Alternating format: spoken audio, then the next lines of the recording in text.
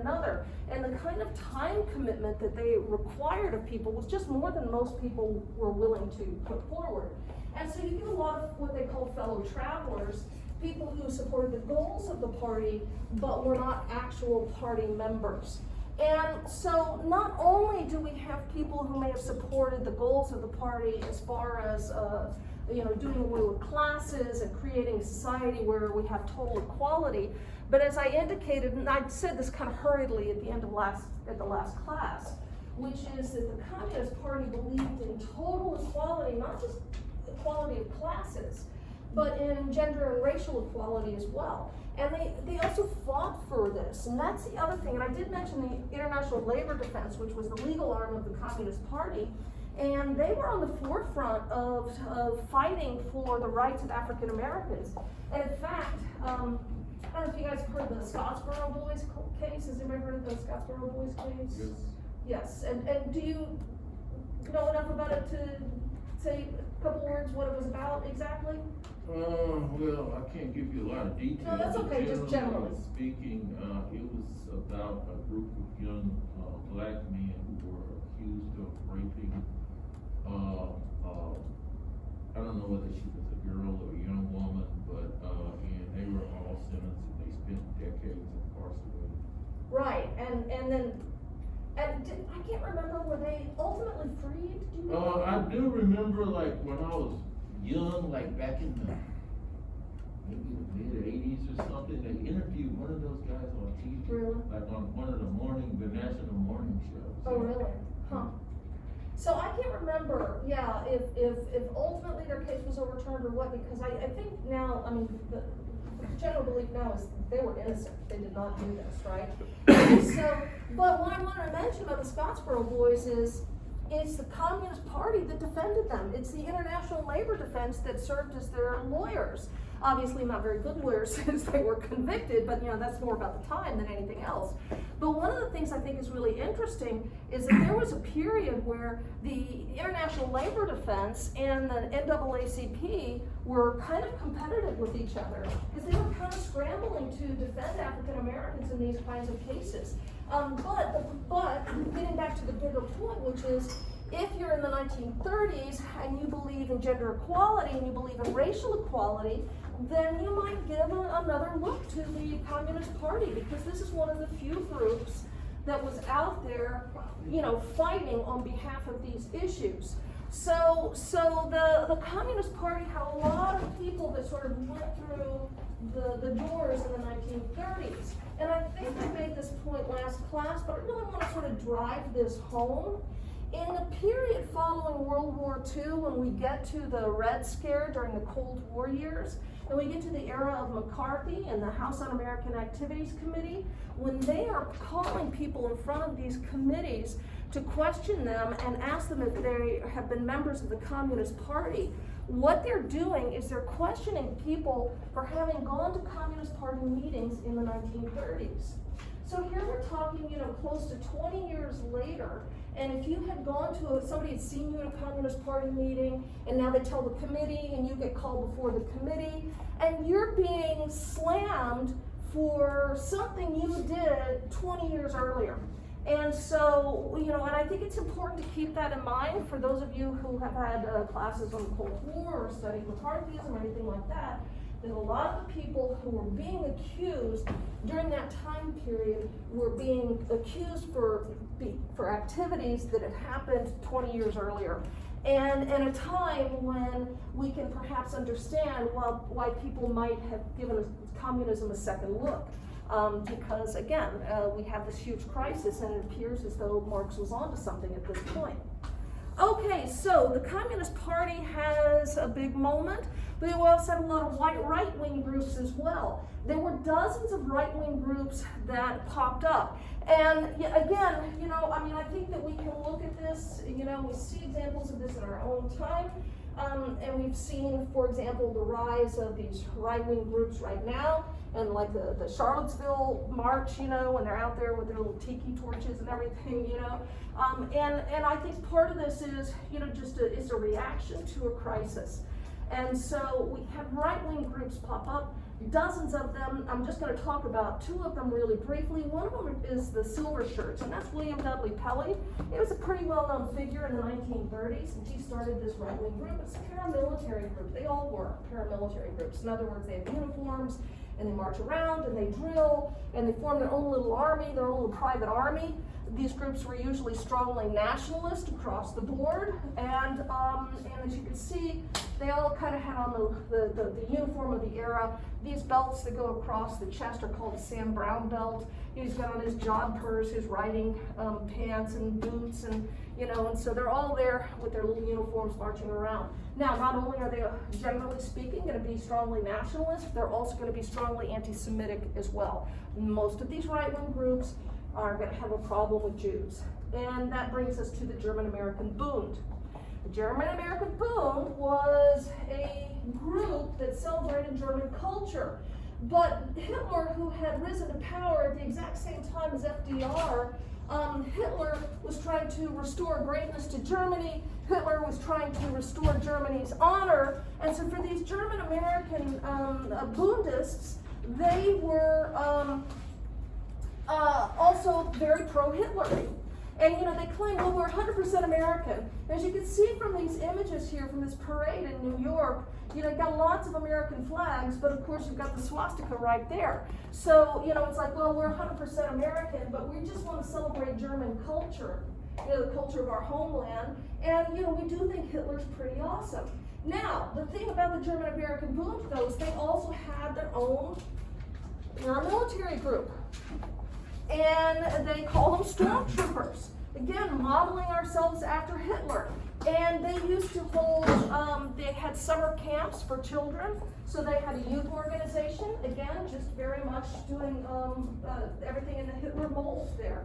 And wearing their little uniforms. And they had a lot of support here in the United States. Where they were particularly strong was in the Brownsville section. It's a neighborhood in Brooklyn, and they had a strong, German population there, and so they had a lot of support there. And they'd have these summer camps for kids where they would celebrate German culture and Hitler. But if you look at these images, you can see, for example, like in this one, you've got an American flag, a portrait of George Washington, and the swastika. And you always see sort of that combination. The German-American Bund also held this really big rally that you can see in Madison Square Garden there in New York. You can see the size of the crowd. And there at the head of the stage is a full-size portrait of George Washington. But make no mistake about it, this was definitely a pro-Hitler group. And you started to see acts of violence being committed against Jews in New York. Synagogues and Jewish businesses are being vandalized. Just being, older Jewish men having their beards pulled and being harassed on the subway. And nothing major, but it definitely was there. And the German-American Bund was another one of these groups. Again, they had quite a bit of support at the time. Okay, so let's get back to Roosevelt. All right, so the first New Deal took a very top-down approach, and it was about cooperation between government and business. But again, the Depression seemed to linger, unemployment was still pretty high. And so by January 1935, we're going to enter the second New Deal, and this is going to be focused more on making small gains for the working classes and the middle class. And so we're just sort of changing the emphasis here. So Roosevelt's going to be pushing a new legislative agenda. In fact, in the summer of 1935, he wouldn't let Congress go home until they had made some headway on his agenda. And we're going to see a new public works program that's put into place during this time period, the WPA. Now, before we already had, and it's still in existence, is the PWA. The WPA is going to be the difference between the two, and honestly, I'm about to tell you a difference, but I don't think there's a lot of difference between the two. This is just going to be another way to try and create jobs through public works projects. But the difference would be the way that the two organizations were funded, the size of the projects that they worked on, and also that the PWA, the one that already existed, tended to focus on jobs that required skilled workers, The WPA focused more on jobs that required unskilled workers. But it's still gonna be at a security wage, and remember, a security wage means that you are getting paid more than welfare, more than relief, but less than a private sector job, because we want to encourage people to go ahead and, get jobs in the private sector. Plus, the WPA was not actually allowed to compete with the private sector for jobs. And so one of the things that the WPA ended up doing was a lot of make work projects. And by make work, I mean we send a crew out on one day to dig a ditch, and we send another crew out the next day to fill the ditch back in. The idea here is just to get people to earn that paycheck so that they can feel better about themselves, right, and have some self-esteem. So the WPA comes under criticism for the make work aspects of the program, but listen, it's not like they did nothing, because they did this right here. Now, years ago, back when, I don't know if you know who Glenn Beck is, because Glenn Beck is now considered super fringe, but he's still out there. But he used to be kind of mainstream conservative television personality. But then he got caught up in all this sort of conspiracy theories, and he kind of got drummed out of mainstream TV, and now he's still out there, but kind of on the fringe. Anyway, I remember him watching him one time, and he was talking about FDR going, he's an evil son of a bitch. And I thought, really, evil? I mean, I don't know, man. It just seems like there's a lot of good that came out of the New Deal.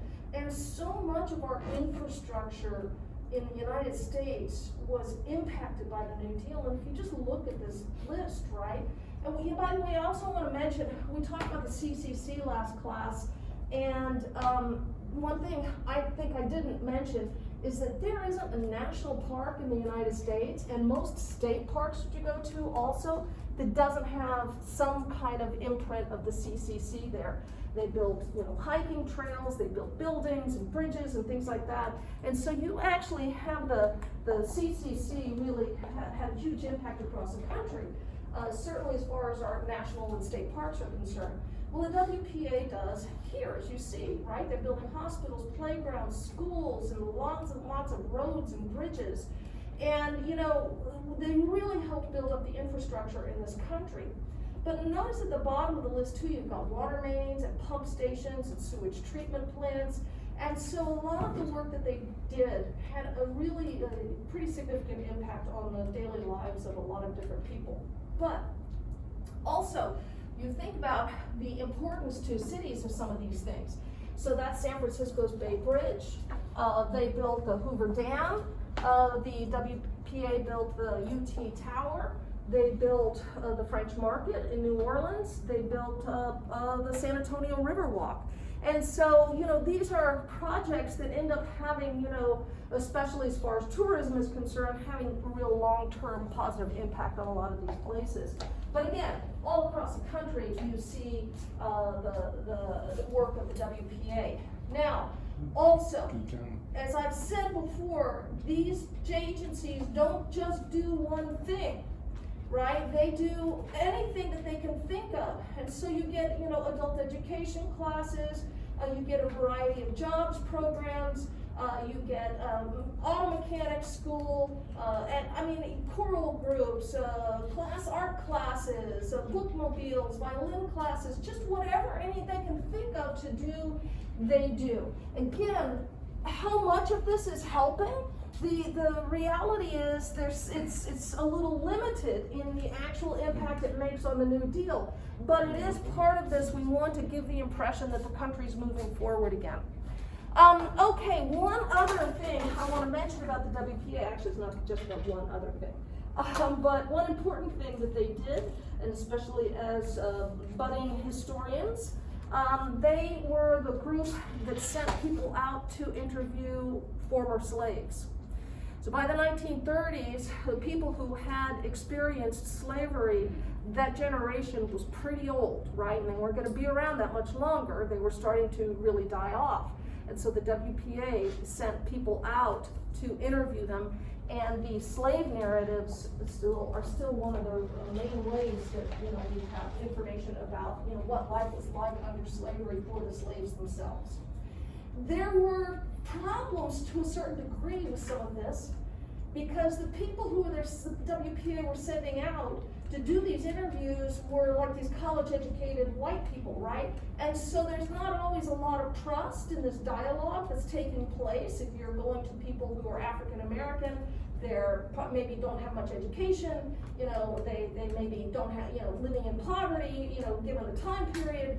And so if you get these, you know, college-educated whites going out there, again, not always a lot of trust there. But again, these slave narratives are still, you know, one of the main sources that we have for what life was like under slavery. Now, the other thing I want to mention is federal project number 1, because we also have during the Depression unemployed writers and actors and directors and artists and musicians. And so we want to create work for them as well. So under federal project number 1, we have a federal theater project, we have the federal writers project, and we have the federal art project. The federal theater project was intended to, again, provide employment for actors, writers, directors, etc. But what they did was they sent these groups out to rural areas, to small towns across the country to put on plays for them. And so for a lot of these people, this is the first real encounter they had with live theater. And they're doing, mostly what they're doing is your traditional kind of Shakespeare, Eugene O'Neill, or Oscar Wilde, or those kinds of plays like that. However, they also did a lot of pro-New Deal propaganda. And they had these things called the living newspapers, and they just sort of take your ripped from the headline stories and turn it into a play. And a lot of the dialogue would be direct quotes taken out of the media.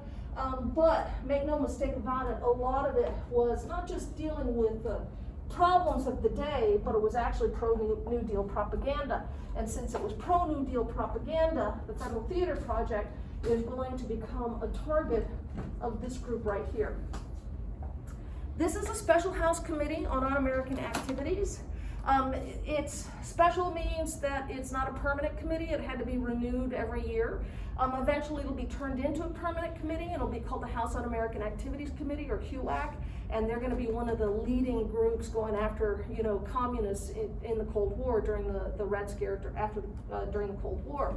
This is where they get their start in 1938. And they're led by this guy right here. His name is Martin Dies, and he's a congressman from East Texas. Actually, he's from Liberty, which is not far from here. So that area out there, all the way really to the border with Louisiana. Jasper, out there kind of East Texas-y, that's where we're talking about. He was a cigar chomping, back slapping, good old boy from East Texas, and he really played up that whole good old boy persona. And the purpose of the Special House Committee on Un-American Activities was to investigate subversive activities in the United States. But one of the primary things that they're really doing here is going after these New Deal agencies and trying to root out hidden communists within these New Deal agencies. And part of the goal here would be to embarrass Roosevelt and the New Deal. Now, Dies here was a Democrat, but it was a conservative Democrat. And we talked about this already, that just because you're a Democrat doesn't mean you're fully in Roosevelt's corner here. You had liberal Democrats and conservative Democrats, and most of your Southerners were conservative Democrats. And so part of what he's doing here is wanting to embarrass the New Deal. And when the Federal Theater Project starts in on all of this, you know, pro-New Deal propaganda, it's going to make it a target, but even more so is he's going after trying to figure out, are there communists in the Federal Theater Project? And listen, were there? Of course there were. You know, actors and theater types, they tend to run toward the left, right? Lean toward the left. And so they're bringing in all these people who were part of the Federal Theater Project who are saying, oh yes, I saw the communist flyer on the bulletin board at the theater, that kind of stuff. And ultimately they're going to haul in Howie Flanagan. Howie Flanagan was the head of the Federal Theater Project. And, you know, they're gonna, you know, she's like, no, we're just putting on plays. Everything's really innocent. And so the committee would say, oh yeah, well, what about Revolt of the Beavers? And Howie Flanagan said, oh, Revolt of the Beavers, that's a children's play. Look, they wear roller skates, right? They dress up like beavers. The kids love it. So, look, I'm going to tell you the plot of Revolt of the Beavers, and I'll let you judge as to whether you think it has communist content or not. In Revolt of the Beavers, you have beavers working on building a dam, and there's a chief beaver, and he makes the beavers work at the busy wheel all day long, but they do not get to share in the fruits of their labor. So then the beavers form a union called the United Front of Beavers of Beaverland. They overthrow the chief beaver, and from then on, they all work together and share all of the fruits of their labor. They share everything equally. And so, you know, I can't think of a clearer explanation of a communist revolution right there. And so when Hallie Flanagan says, "Oh no, there's no political content. It's just a kid's play about sharing," you know, it was pretty easy to make that look pretty foolish. But anyway, so ultimately, what happens to the Federal Theater Project is Congress is going to pull its funding, and so the Federal Theater Project is going to go away.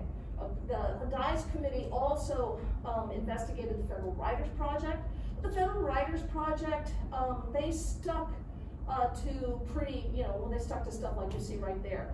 One of the main things that the Federal Writers Project did were these state guides, like you see right there, that focused on telling stories about the folk culture of an area, you know, how places got their names, that kind of stuff, and pretty much stayed away from politics. And so the Federal Writers Project mostly came away unscathed. The other big thing was the Federal Art Project. And the Federal Art Project was one of the big claims to fame for the Federal Art Project was painting murals across the country, on public buildings across the country. Some of them still exist. A lot of them, you know, the buildings have been torn down, and so a lot of them have gone by the wayside. But Federal Art Project, listen, you know, they got hit with some of these charges about, you know, their subversive political content as well. But it's really just the Federal Theater Project that ended up losing its funding. So again, the point of the WPA is that we're just trying to do whatever we can to create jobs and get the country moving again. But now we get back to the Supreme Court because the issue is, as I've alluded to a number of times, what is the Supreme Court going to have to say about all of this? Because the Supreme Court had been striking down legislation since the 19th century that intervened in the economy. Now, I did put up your final exam study guide last week, and for that study guide, what I've asked you to do for your final exam essay that you will upload onto Blackboard, you will not be doing that part in the classroom, you'll write this on your own, then upload it to Blackboard, is that I've asked you to choose one of 4 topics to write about. You can write about women, you can write about African Americans, you can write about labor, or you can write about the issue of government intervention in the economy and trace it throughout the course. And so part of what, there's a lot there that you can say about each of these. And part of what you know, I'm looking for is to see that you cover all the periods of the course that I ask about in the prompt, but that you're hitting, you know, like the main ideas. And so if you're talking about government regulation in the economy, if that is the topic that you choose, this has to be the end point right here. And if you leave out this stuff about the New Deal, then your grade's not going to be very good, okay? Because this is kind of, we've got the back and forth. So we know in the late 19th century, we had this belief in laissez-faire. You know, that people believed it was not the role of the government to intervene in the economy. And we saw through the Lochner case, I mean, that was Lochner, right? Lochner was striking down a maximum hours law in New York, and that was sort of consistently, the courts would strike down any kind of legislation that intervened in the economy. During progressivism, they move in the other way, you know, and we have a lot of progressives who want the government to intervene in the economy. They think the government is the way to go here because the problems of the modern world are so big and vast that you need big government to kind of counter big business. And we see that through Roosevelt and his trust busting and things like that. However, the Supreme Court doesn't change its opinion. Supreme Court is still striking this stuff down. Now there are exceptions. If it's regulation dealing with women or with child labor, something like that, they uphold that because those are 2 groups that are considered special, you know, in need of protection. But other than that, the Supreme Court is striking these laws down. So we get some attempt during progressivism to have a more robust government intervention in the economy. Then during the 1920s, they start to roll back all those regulations, and then the great crash hits, and then here comes the New Deal. And the New Deal is saying, well, there's just extreme government intervention in the economy. And that's where the New Deal is headed. But again, the question is, what's the Supreme Court going to say about it? Because they had been striking these laws down since the 19th century. So now we get to what the Supreme Court has to say about it. And in May of 1935, on what is called Black Monday, the Supreme Court issues 9-0 opinions. So these are unanimous opinions in which they invalidate a good chunk of the New Deal. We're just going to talk about the main case here, which is the Schechter Poultry Corporation versus the United States. So again, if this is the topic that you choose to write about, make sure you talk about Schechter here, because this is really important. So this has to do with the National Industrial Recovery Act, which created the National Recovery Administration, which we talked about last week. And if you'll recall, what the National Recovery Administration did was it sought to regulate business, every aspect of business through these industry codes.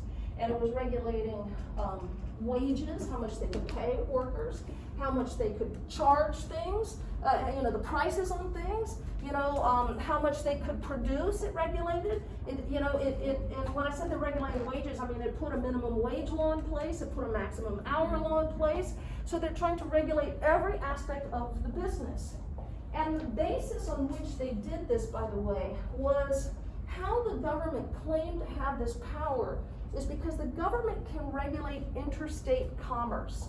So that is trade that goes across state lines. The second that you go from Texas into Oklahoma with a product, you're in interstate commerce, and the Constitution says only Congress can regulate interstate commerce. So based on their power to regulate interstate commerce, that's how the government claimed to have the power to put all these regulations in place. And so that's the issue before the court. Is this constitutional or not? Did the government exceed its authority or not? And what's also an issue here, by the way, is federalism. The United States is a federal system, and that means we split power between the central government in Washington, D.C., which we also call the federal government, and the states. So it's sort of a question of what is the appropriate role of the federal government versus when is it a matter for the states to be involved. And so what the Roosevelt administration is arguing is that it's all interstate commerce, right? Is that if you have a company and they're located in Texas and you take that product and you send it across state lines into Oklahoma, then we can regulate every aspect of that company in Texas because they're engaged in interstate commerce. That's the argument. The Supreme Court didn't buy it. The Supreme Court said the government had exceeded its power, and they held the National Industrial Recovery Act unconstitutional. So with that, the National Industrial Recovery Act goes away, the NRA goes away as well. It's found to be unconstitutional. Now, I've been talking about all of this, but I'm going to tell you about what Schechter was happening. Schechter Brothers Poultry Company sold kosher chicken. And if you're Jewish, you keep a kosher kitchen, which you're supposed to do if you're Jewish. It's a certain way of preparing foods. And so they would buy these kosher chickens in New Jersey and take them into New York City and sell them. Well, some of these chickens ended up being diseased. And so when they sold these diseased chickens, they were violating the NRA industry codes. And so the NRA comes down on them to punish them.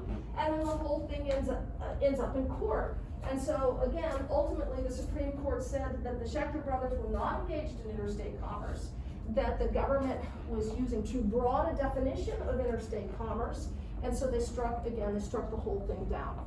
Do you have any idea how many members of the court were Jewish? No, actually, at this stage, Probably none. I'd have to check exactly, but I believe that FDR appointed the first Jewish member of the Supreme Court. But that was a huge deal that he did that, right? And it may have been like Felix Frankfurter. It may have been Felix Frankfurter, but I'd have to check on that. But at this stage, when they did this opinion, I don't actually know if there were any Jewish members yet on the Supreme Court. So that I do not know.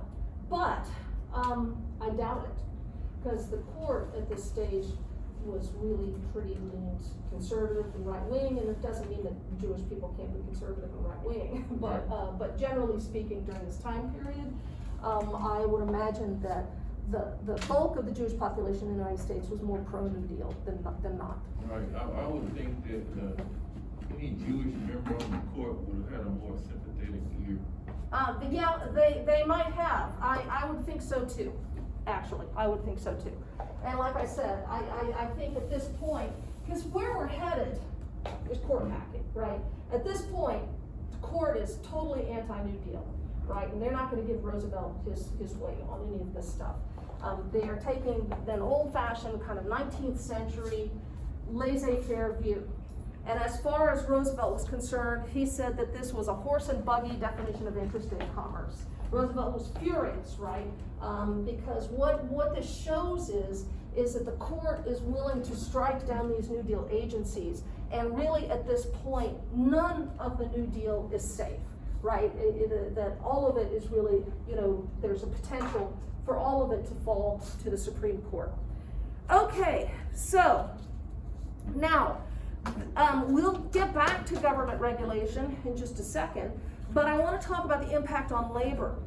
And so, with all of this. And so this is also, if you choose the labor prompt for your final exam essay, you definitely want to talk about this as well. Because we've seen labor really struggling. Going back to the 19th century through the early 20th century, the whole time, labor has struggled because we know that the employers have all of these tools that they can throw at unions, right? The goon squads and the detective agencies and the blacklist and the strike breakers and the labor injunction and all of these tools that employers have to crush unions.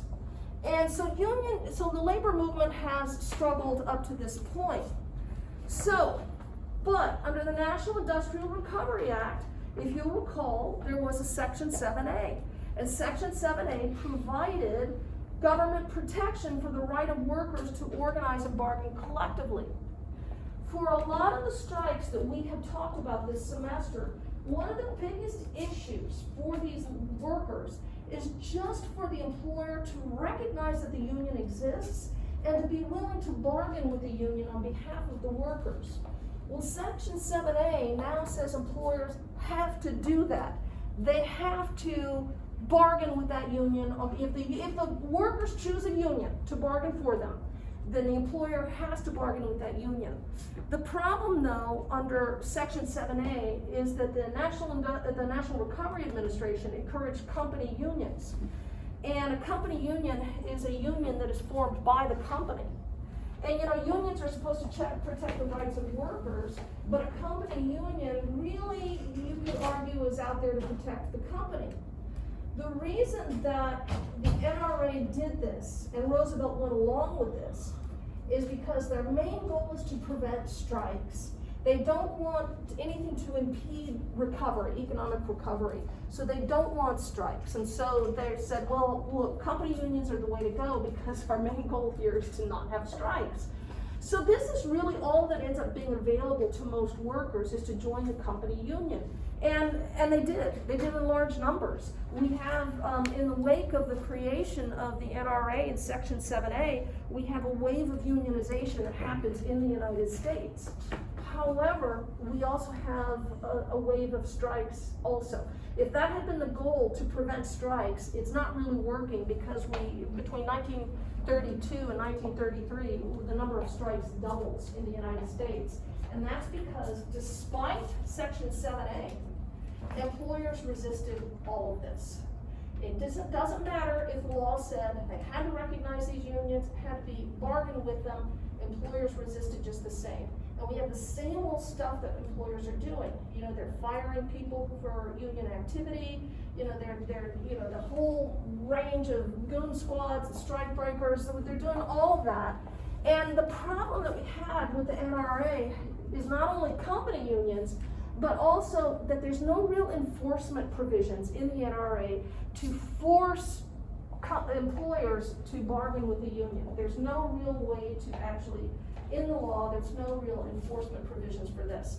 And so we get more of the same kind of stuff that we've been talking about all semester. More labor violence is happening. But I want to talk about, and I've got a list on your notes there, and I don't think I've included this, I have in there this longshoreman strike in San Francisco in 1934. But this isn't in your notes, so I'm going to talk about it in a little more detail here, because this is one of the most important and spectacular strikes that we have during the Great Depression. It involves longshoremen on the west coast of the United States.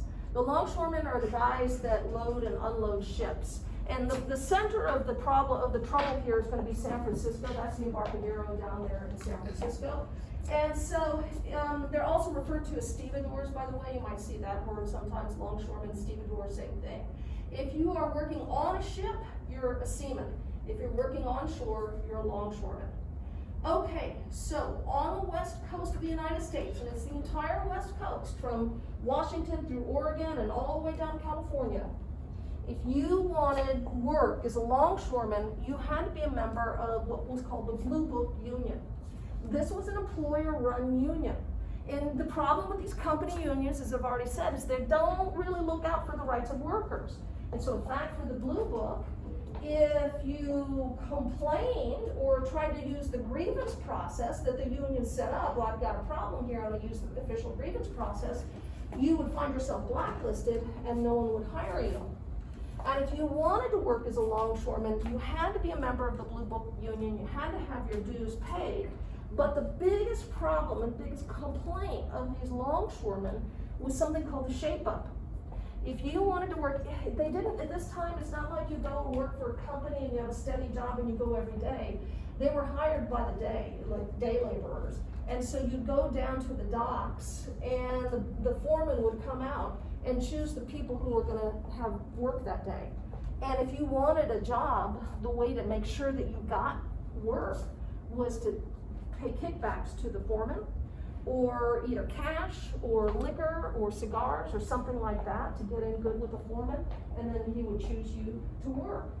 And workers found this obviously degrading, and you know, it's crazy that I should have to pay someone to get this job, but that's how the whole system worked. All right, so the workers didn't like that. So this is Harry Bridges. Harry Bridges was Australian. He had worked for many years as a seaman, so he's at sea working on these ships. One day his ship docks in San Francisco. He gets off the ship, decides he's going to stay and seek work as a longshoreman. He finds out about this Blue Book Union, immediately sizes this up as an employer's racket.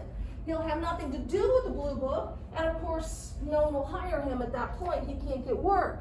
So Harry Bridges is now going to go about building a real union. It's going to be the International Longshoremen's Union. And so he is the one who's going to lead this strike. The strike begins in 1934, and in May, early May of 1934, our longshoremen go on strike. The next day, they are joined by a whole bunch of other maritime workers, and that includes there are 8 AFL Seamen's Union. They participated. There's a communist marine union. They participated. You had people who were foremen, cooks, stewards, pilots, engineers, masters, and mates. Everybody goes out on strike. And then the big moment comes in by mid-May when the Teamsters join the strike. Teamsters are truck drivers. They're the ones who take the goods to and from the port, and so now they're like, we refuse to take goods to and from the ports. And then the next day, all West Coast shipping comes to a stop. And I mean from Seattle all the way down to Los Angeles, the entire West Coast comes grinding to a halt. Yes? Imagine being at sea when this is starting, and then you show up and you're wondering what's going on. Yeah, I wrote it. I guess that's right. Yeah, and I'm sure, we think about what happened just at the border with Abbott, right? And all of these goods are rotting inside these trucks and things like that, and people are losing a lot of money. Well, that's what's happening here, but with the ships. So yeah, I can imagine, because this is about to get worse too. So this was a big moment, right? I mean, all West Coast shipping comes to a stop. And so, of course, we know what happens next. Our employers bring in the strike breakers and the police and the National Guard and all of that kind of stuff. And all of this ultimately culminates in this event known as Bloody Thursday, which is in early July of 1934. And this is in San Francisco, where you have clashes between the police and our striking workers. And in Bloody Thursday, 2 people died, 74 are injured, and they finally had to bring in close to 2,000 National Guardsmen to bring peace back to this situation. Okay. So, we've seen this kind of thing before, but this is much bigger, right? Because it's the entire West Coast that we're talking about that has been shut down by the strike. And then in mid-July, we have in San Francisco a call for a general strike. Remember, general strike is when everybody goes on strike, not just our dock workers, not just our seamen, but everybody throughout San Francisco goes on strike. Let me ask you one Yeah. question. You say law enforcement was brought in to restore the peace. Yes. So were these people unpeaceful while they were striking? You know, I think it's when they had the Bloody Thursday clash. And you know what, this is a really good question. I don't know exactly what started this Bloody Thursday clash. I did know at one point, but it's been a long time. I think it's like a delicate balance between, I guess, protesters and but then it's, you will never know until the first rock is thrown, and that just basically tumbles everything down.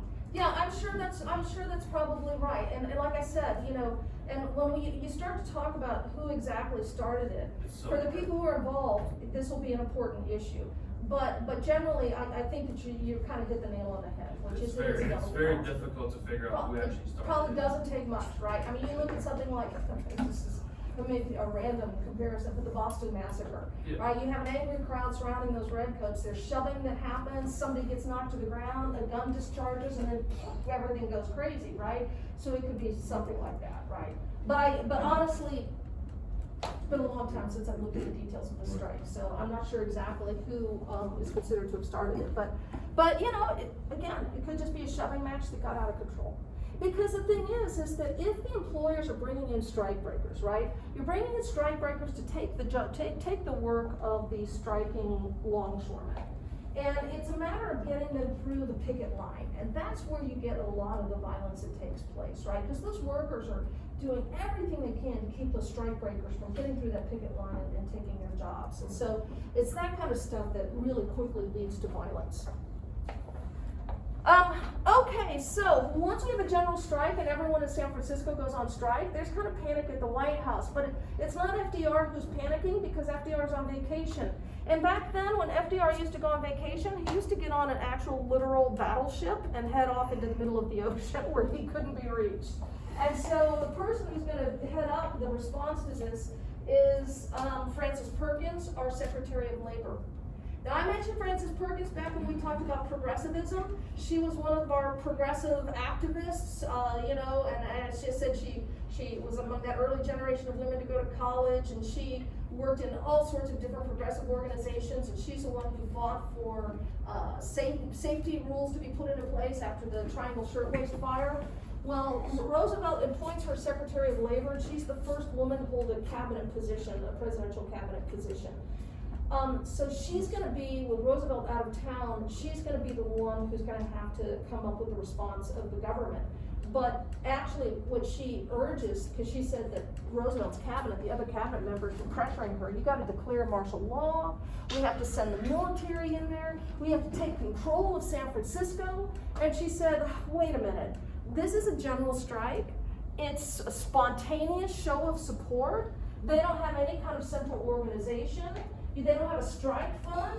She said, this is all going to peter out within a matter of days, don't worry about it.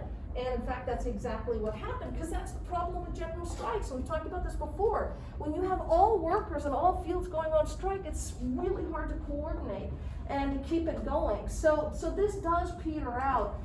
And then by the end of July, Harry Bridges orders the men to go back to work. So they go back to work, but he continues to negotiate with the employers up and down the West Coast. And in the end, he gets everything that they asked for. They get a coast-wide contract for a 30-hour week. They get time and a half for overtime, and they get an end to the hated shake-up. This is a spectacular victory in an era where there were mostly defeats. And Harry Bridges goes from like this obscure character only known on the San Francisco waterfront to now a national figure, right? And for the US government, particularly for conservatives who've been very anti-union all along, they consider Harry Bridges to be a very dangerous character. But, good news, he's Australian, he's not an American citizen, so he's deportable. And so now we're gonna go after him, and actually now here comes the Dias Committee, our Special House Committee on Un-American Activities. They are bound and determined to prove that Harry Bridges is a secret communist. So they go after him and they have an investigation. The Immigration and Naturalization Service goes after him. The US government spends 20 years investigating Harry Bridges, trying to prove that he was a communist. They never could do it. They had people said, oh yeah, I saw him at a Communist Party meeting, but you know, they could never find any definitive proof of his communist membership. And so they never were able to deport him. But I gotta tell you, I like Harry Bridges. He's the real deal here. He, no matter how important he became, and he was the head of this International Longshoremen's Union, but he never accepted more money than your average longshoreman. And so that's pretty crazy, right? It's like, and you will find out a lot of labor leaders, right? A lot of labor leaders, they're gonna have a nice fat salary, but Harry Bridges refused, he would take no more money than your average longshoreman made. Now, by the way, after the fall of the Soviet Union in 1991, the Soviet archives were opened up, and Western historians got into the Soviet archives for the first time to do research. And two, Harvey Clare and John Earl Haynes and Harvey Clare said that they found Harry Bridges' Communist Party card, and so he was a secret communist all along. But one of the things There was an actual card, an actual. Well, and this is what the Dias Committee claimed. Oh, there's the Dias Committee. They said that he used the name of Harry Dorgan in the party, and that was his alias in the Communist Party. And so these historians in the 90s found a Communist Party card for Harry Dorgan. Now maybe it's just another Harry Dorgan, right? Maybe it's not really Harry Bridges, but I think that the feeling is that he probably really was. Now, one of the things I like about Harry Bridges is in one of his many, they put him on trial multiple times, trying to prove, get him deported, right? They had multiple, not trials so much as hearings, right, to try and deport him. And one of them, he gave testimony and they were asking about communists, and he said, look, I don't need the communists to tell me about the working man. I lived it, I was a seaman, I was a longshoreman, I know the way that the working man is treated. Anyway, I just thought that was a great response. It's like, he's not backing down, right? I don't need the communists to tell me about the plight of the working man. I lived it. So anyway, so they never could prove that he was a communist, so he got to stay. Anyway, so all of that I was talking about, all those strikes and all of that, that's all happening under Section 7A of the National Industrial Recovery Act. So again, if you're going to cover labor in your final exam essay, talk about what's about to happen right now. Because Section 7A is going away. When the Supreme Court holds in Schechter case that the National Industrial Recovery Act is unconstitutional, well, not only does the NRA get wiped out, but so does Section 7A that protected the rights of workers. So now Congress goes back to work. That Section 7A of the National Industrial Recovery Act is unconstitutional, so they're going to come up with, instead, the National Labor Relations Act, also known as the Wagner Act. And this is the game changer for labor. This is the big moment here for U.S. labor. This changes everything. It has its own Section 7A that also, again, just like the Section 7A under NYRA, protects the right of workers to organize and collectively bargain. And by the way, it's known as the Wagner Act because one of the sponsors, well, the main sponsor, is this guy behind Roosevelt, Robert Wagner, senator from New York. But of course, notice Frances Perkins is back here too, because she was a big part of helping get this legislation put into place. Not only does it protect the right of workers to organize and bargain collectively, it goes much, much farther than Section 7A of the National Industrial Recovery Act did. because it also defines now unfair labor practices, and employers are now banned from doing certain things. These things right here. So all of these tools that employers had used in the past to sort of used against workers to prevent them from organizing unions are now illegal. Goon squads, blacklists, labor spies, company unions, strike breakers, all of those are now illegal. Plus, we now have, and this is a really important part of this, National Labor Relations Board to enforce this. Under the National Industrial Recovery Act, they didn't really have any real enforcement provisions. The Wagner Act does. So they actually have a government agency in place to enforce all of this. Okay, so let's check out our biggest union of the era, the American Federation of Labor. When we last checked in with the AFL, Samuel Gompers was the head of the AFL, and he, as we know, was only interested in organizing skilled workers into craft unions. If you're an unskilled worker, he's not interested. He was not very welcoming to people of color or to women as well. There were some African American unions, and there were some female-centered unions, but they weren't really welcomed in the AFL. What Gompers was interested is white, male, native-born American workers who were skilled workers organizing craft unions. And that meant that most workers were not in the AFL. This left out the majority of workers in the United States who were unskilled workers. By the time of the 30s, Gompers is gone. William Green is the new head of the AFL, but the attitude hadn't changed. They really still interested only in skilled workers and really kind of white male native born workers. That was really their main interest. Okay, now, however, within the AFL, there were some who were interested in organizing big scale industries such as the steel industry and the automobile industry. And includes these guys. This is John L. Lewis of the United Mine Workers. This is Sidney Hillman of the International Ladies Garment Workers Union, or ILGWU. This is David Dubinsky of the Amalgamated Clothing Workers, something like that. Anyway, they wanted to organize these mass industries. And so to pressure the AFL to do that, they created this Committee on Industrial Organization within the AFL. But the AFL was not interested in organizing these large-scale industries. So finally there was this big conference, and there was actually came to blows, some punches were thrown, and our Committee on Industrial Organization marched out of the AFL and formed the Congress on Industrial Organization, or CIO. Now, one thing I want to point out, and this is in your notes, somewhere in your notes. I've lost where I was in the notes. It's on my page 34. I don't know what page it is on yours. But the CIO was established in 1936. By 1937, in 1 year, the CIO had more members than the AFL. And of course they did. They did in part because the Wagner Act now gave them protection, right?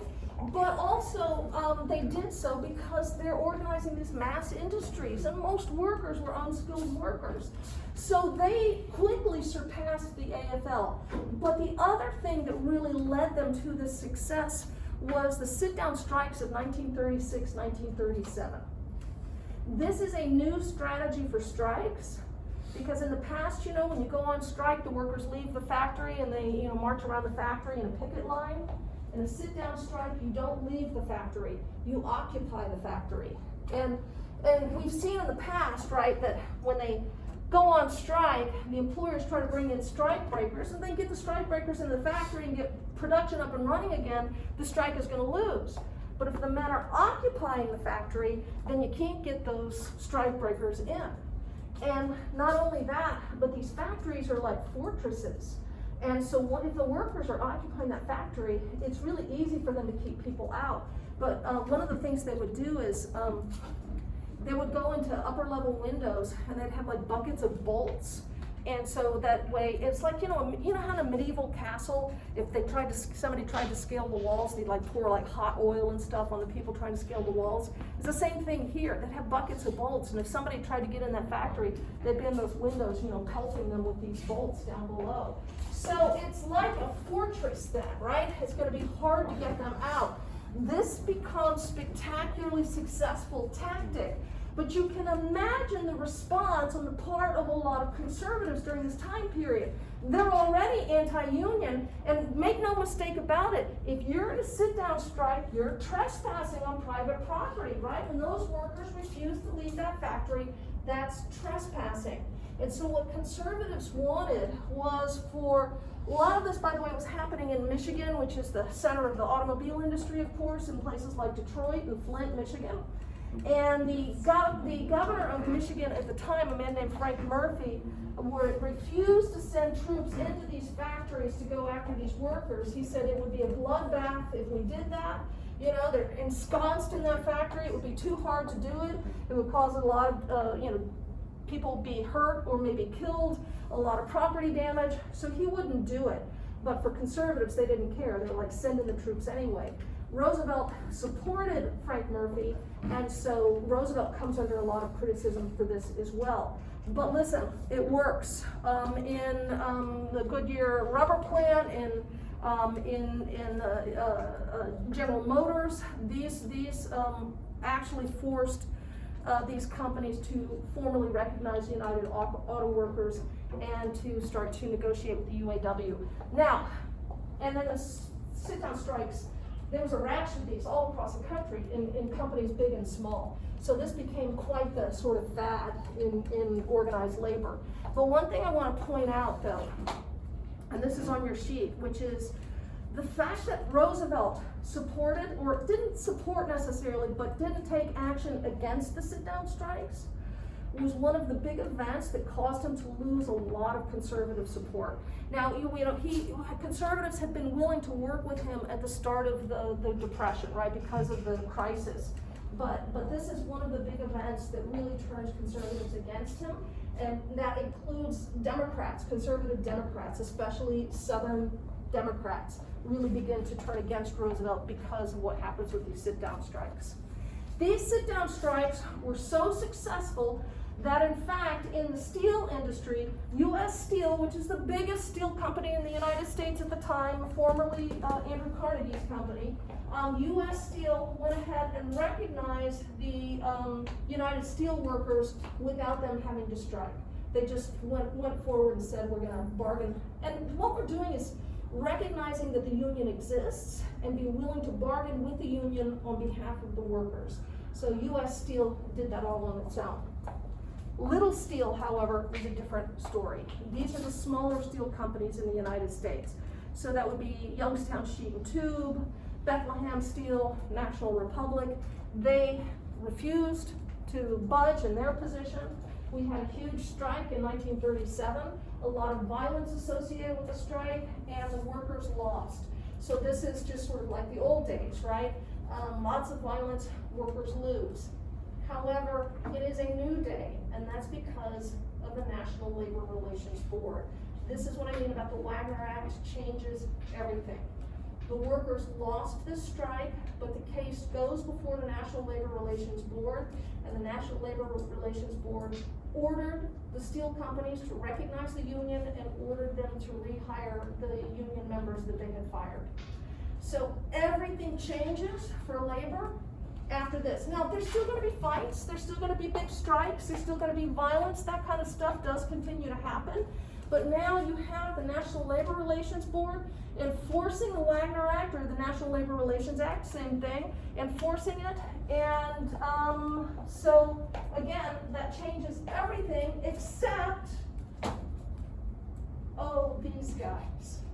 There's a little matter of what is the Supreme Court going to say about this, because our Supreme Court has already shown itself willing to strike down these New Deal laws and wipe out these New Deal agencies. So there's a real question as to what the Supreme Court will do about all of this. Okay, we'll get back to that in just a second. In the meantime, One of the other big, or one of the biggest parts of the second New Deal is the Social Security Act. Remember, part of what we're trying to do is to provide, benefits for the middle classes and for the working classes. And this is what the Social Security Act is designed to do. It's to provide people with money after they turn 65. You get a monthly stipend, and it's based on your previous earnings, and you guys know how all of this works, right? They take it out of your paycheck, they take money out of your paycheck, your employer matches the funds that they take out of your paycheck, and then after you're the age of 65, then you get to collect that money. And so not only in the Social Security Act did they create the Social Security system, but there are other groups that are now going to get money, and indigent elderly, and aid to blind people and disabled people, aid to mothers with dependent children. And of course, this was very controversial at the time, as it still is today. You still have people, arguing about the Social Security. And by the way, just want to point out, here she is again, Frances Perkins. She was actually one of the main movers and shakers behind Social Security. So at the time that they created Social Security, a lot of workers were not yet covered. Migrant farm workers, civil servants, merchant seamen, day laborers, a lot of different groups weren't covered. In the years since the establishment of Social Security, they've expanded it so that in our modern era, most workers are covered by Social Security in one form or another. Okay. So Social Security is put into place.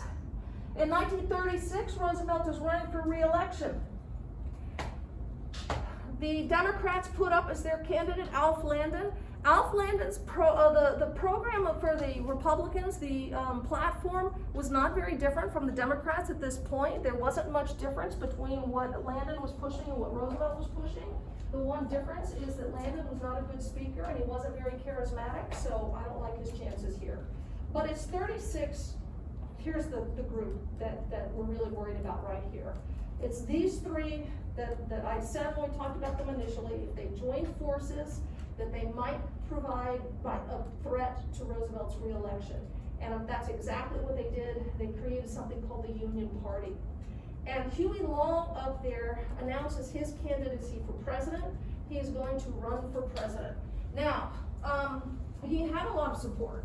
Those Share Our Wealth clubs were very popular. The Townsend clubs were very popular. We have Father Coughlin here, who has millions upon millions of listeners. So Long declares his candidacy for president, but it doesn't go very far because just a couple days after he declares his candidacy for president, he is shot and killed on the steps of the Louisiana State Capitol there in Baton Rouge. It's funny because I have in my notes that he was shot by, it was the son-in-law of a political rival who shot him. And I knew there was something about this killing of Huey Long, and I couldn't remember what it was. And so I went yesterday to look it up real quickly, and then, I see, this is a huge conspiracy theory. I don't have time for this. I have other stuff I need to do. But there are people who question the official story about who shot Huey Long and why. But regardless, Huey Long's out of our picture. Now these two guys are going to forge ahead without him, and they ended up nominating this guy, William Lemke, to be their candidate for the Union Party. But in the end, the Townsend people and the Coughlin people did not get along very well. There was a lot of conflict between them. And as for Father Coughlin, he said, he made this public statement that he guaranteed that he could deliver 9 million votes on election day for the Union Party. And if he didn't, he said, I'm going to go off the radio for good. He did not deliver 9 million votes. Did he go off the radio? For a little while, but he came back. Now, part of the problem with Father Coughlin, by the way, is as time goes by, he's becoming increasingly anti-Semitic. I mean, just outright just saying terrible things about Jewish people. Ultimately, what happened to him is the Catholic Church intervened and yanked him off the air. And so that's ultimately what happens to Father Coughlin. Listen, the Union Party loses, the Republicans lose, and this is a massive landslide for Roosevelt. By 1936, the economy was showing signs of hope here. There were signs of improvement. And so this was, I think I have the numbers on your sheet. FDR won 523 electoral votes to Landon's 8. And not only did Roosevelt win at a massive landslide, but the Democrats won large majorities in both the House and the Senate at this time as well. Okay, now, here it comes back. Huge victory for Roosevelt in 1936. And then there's the Supreme Court. Supreme Court screwing everything up as far as Roosevelt is concerned. He's got a mandate from the people, a massive landslide. They support the New Deal. They want him to forge ahead with his policies, and the Supreme Court is screwing it all up.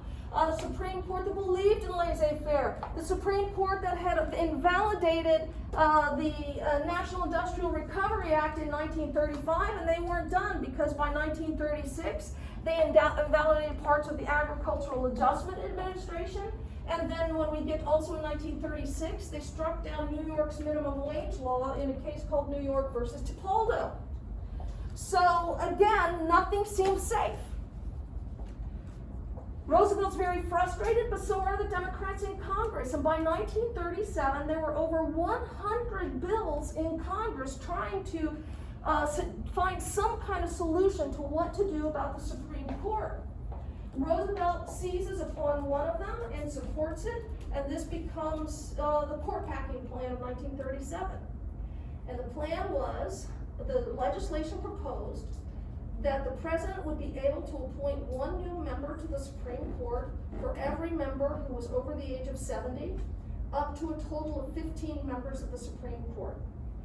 And so this would enable Roosevelt to appoint more people. Now they said that we're doing this because, they're so old and, they're so overburdened, and we're just trying to ease their workload by appointing more people to the court.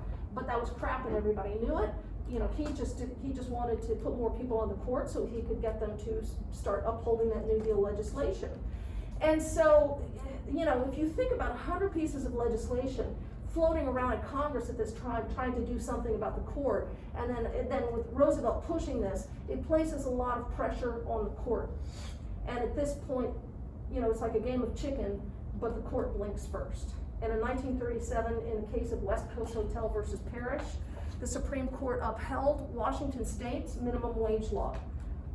Just the year before, they struck down New York's minimum wage law. Now they uphold it. And also, if you are doing the labor piece for your final exam essay, also extremely important, in the National Labor Relations Board versus Jones and Laughlin Steel, the Supreme Court upheld the Wagner Act. And so now, everything the National Labor Relations Board does, the Supreme Court's going to back it. They don't have to worry about the Supreme Court finding it unconstitutional. What happened was, this guy right here, Owen Roberts, changed his vote. He's known as the switch in time that saved 9. And once he changed his vote, the Supreme Court then had enough votes to start upholding that New Deal legislation. And as for Roosevelt, he now dropped his court packing plan, and he has a more reasonable court that he can deal with. At least he thinks that they're reasonable. Now, the other thing that happens too is he was around for a long time. Ultimately Roosevelt's going to be elected 4 times. And so just by natural attrition, as Supreme Court justices retire or die, he was able to appoint more justices. He ended up appointing 5 by 1941, completely remade the Supreme Court, and they now consistently uphold New Deal legislation, and laissez-faire is now a thing of the past, right? Hang on, let me fix this. Oh. There we go. Laissez-faire is now gone at this point as far as the Supreme Court is concerned. Okay, so Roosevelt gets his way, but he pays a huge political price for this. Because, and actually if you can read what this says on the cartoon here, it says, look, we gave you a big vote of confidence last November, we didn't give you a mandate to pack the Supreme Court. For a lot of Americans, this was overreach on Roosevelt's part. You know, they perceived this as, you know, Roosevelt trying to intimidate the court, which of course he was. So he lost a lot of public support as a result of this. He lost a lot of congressional support as a result of this. And particularly among Democrats, we start to see a widening split between liberal Democrats and conservative Democrats. And those conservative Democrats are now going to start to join forces with the Republicans, and they're going to start to block that New Deal legislation. So by the time we get to 1938, the New Deal is, for all intents and purposes, going to be over, because this combination of conservative Democrats and anti-New Deal Republicans are going to put up a wall, and we're not going to see any further New Deal reforms. No major New Deal agencies or anything like that after 1938, let me put it that way. But there's one other thing, and I've just got 3 minutes, so we'll have to finish this up next time, but I just want to mention also that by 1936, actually I'm not going to do this, I'm going to talk about something else instead, so hang on. Okay, so I forgot to put up a weekly assignment. But I'll do that today. But I just want you guys to know that for your videos, thank you, good Lord, for your video presentations, yeah, they're due Wednesday, right? That's what I had the last day of the semester, yeah. We uploaded in the discussion board with our dates, right? Yes, and so you've already uploaded yours, right? Yeah. So that's what I wanted to talk to you guys about. So just for anything that you have to do that you haven't done yet, get it in, any book review or anything like that. You know, and what I'm going to do is, I'll post this on Blackboard, but your final deadline for everything will be May 15th, which is a Sunday, May 15th at midnight. And I have, you know, my deadline is on like the 19th, that I have to get my grades in by noon. So I can't have you guys go